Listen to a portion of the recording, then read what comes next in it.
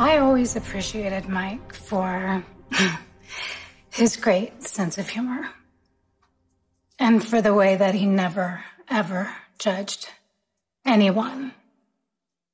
He didn't assume to know your motives, and he never put himself in a position to criticize your choices.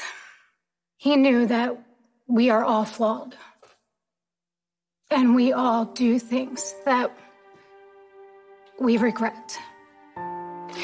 But if you just take a second to laugh at a situation, just a little bit, even if it is at yourself,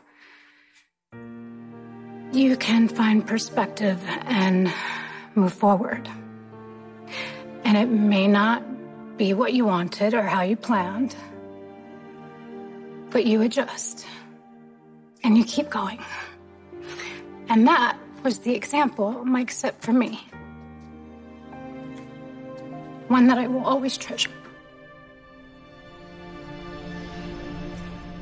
When Sonny brought Mike home from Bensonhurst right after he was diagnosed with Alzheimer's, I was terrified. I was terrified of the disease and what it was going to do to Mike, and I was afraid of Mike deteriorating and what that was going to do to my family, and I wasn't sure that we could handle it. And I couldn't have been more wrong.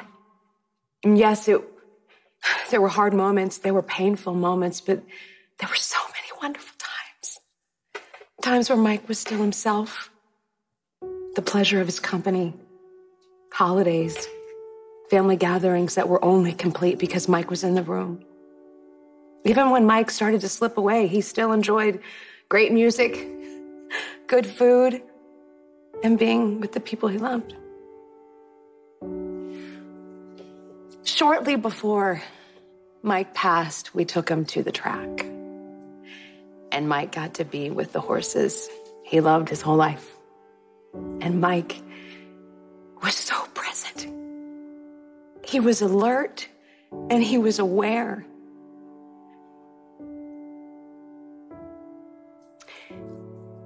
That afternoon with the horses was Sonny's idea. Sonny was the one who cared for Mike, who mended what was broken between the two of them.